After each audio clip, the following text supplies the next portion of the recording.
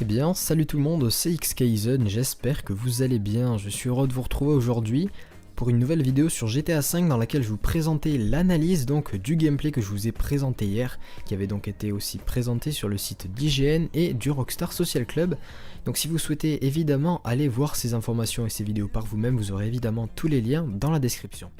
Et donc en fin de vidéo, je vous présenterai aussi pas mal d'images qui ont été donc présentées sur le site d'IGN et on va tout de suite commencer avec l'analyse. Donc pour ce qui est de la première partie, déjà on peut voir Michael qui rentre dans un véhicule et déjà dès qu'il commence à mettre le contact, on peut voir les aiguilles qui indiquent donc la vitesse qui sont en mouvement. Donc les aiguilles et le compteur sont donc dynamiques, aussi une nouveauté. Il y a aussi le volant qui est en mouvement, contrairement à ce qu'on avait sur PS3 Xbox où le volant ne bougeait pas, seules les mains du personnage qui conduisait le véhicule étaient en mouvement. Et on a aussi un petit cadran sur le côté droit qui affiche donc si la radio est éteinte ou allumée et qui aussi, d'après ce que j'ai vu et ce que j'ai pu lire, qui afficherait le morceau qui est en cours de lecture. Donc nous avons aussi une amélioration au niveau de la minimap, je pense que vous avez pu le constater, elle a l'air déjà beaucoup plus claire et beaucoup plus fluide. Donc maintenant on se retrouve dans un hélicoptère avec la caméra à la première personne qui encore une fois est très bien faite, mais ce qui est le plus intriguant dans cette partie est bien qu'il y a écrit Take avec 201,600 millions de dollars, une somme colossale. Sur GTA V, PS3, Xbox on n'avait aucune mission qui rapportait autant d'argent, même le braquage final ne rapportait que 31 millions de dollars. Alors maintenant on se retrouve en plein gunfight sur Grove Street avec Franklin, et déjà dès que le personnage va changer d'arme on peut revoir que toute l'interface et toutes les armes quelles qu'elles soient ont été retravaillées et ça ajoute un petit côté esthétique aux armes et vraiment super sympathique. Alors pour ce qui est de la partie suivante, j'ai rien trouvé d'exceptionnel dans la vidéo, hormis que on pouvait pivoter la caméra à l'intérieur donc en première personne et j'ai trouvé ça assez sympathique, on pourrait donc voir tous les détails qui étaient vraiment bien faits, donc voilà, rien d'exceptionnel pour cette partie là. Donc voilà, on arrive à la fin de l'analyse du gameplay, j'espère déjà que ça vous aura plu.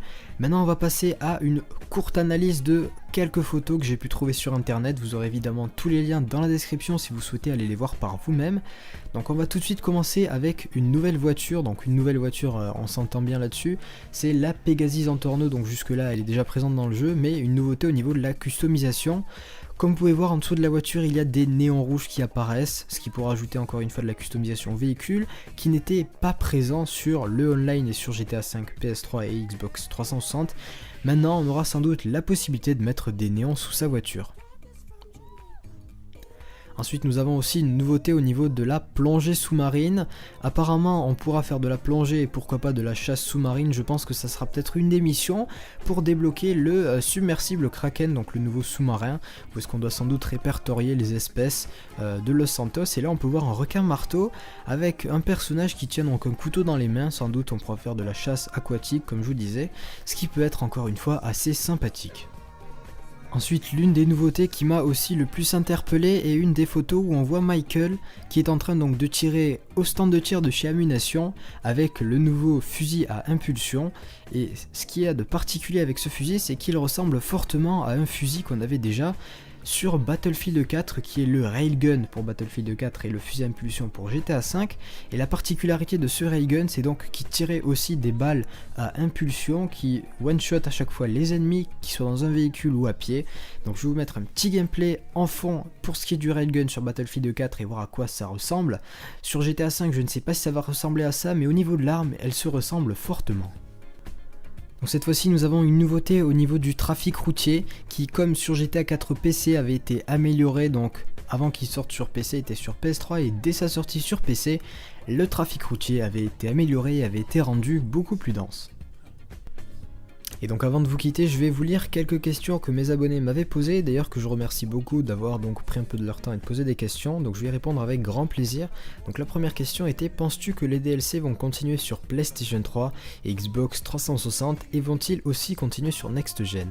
Donc pour ce qui est des DLC sur PS3 et Xbox 360, je pense pas qu'il y aura encore beaucoup de DLC, je pense qu'il y aura à la rigueur un ou deux DLC, un pour célébrer déjà l'anniversaire de GTA V et un second peut-être aléatoire, je ne sais pas, mais pour ce qui est de la Next Gen, c'est sûr et certain qu'il y aura encore beaucoup de DLC. Ensuite on m'a aussi demandé si je comptais acheter GTA V sur Next Gen et si oui, laquelle. Donc je vais acheter GTA V sur Next Gen, ce sera sans doute sur PlayStation 4 et si je ne l'achète pas sur PlayStation 4, ce sera sur PC. Après il y a aussi Tribal FR, donc petite dédicace à toi, j'ai vraiment retenu ta question car elle m'a fait quand même bien rire. Donc certaines personnes disent que les glitches sur PS4 seront inexistants, est-ce vrai? Donc personnellement je ne suis vraiment pas sûr qu'il y aura encore des glitches car Rockstar fait tout pour les patcher. Il devra sans doute y en avoir encore, mais je pense que ce sera différent de ce qu'on avait pu avoir l'habitude d'avoir. Je pense que Rockstar aura trouvé des moyens dans tous les cas de les patcher, dans tous les cas si on aura, ils seront patchés très rapidement.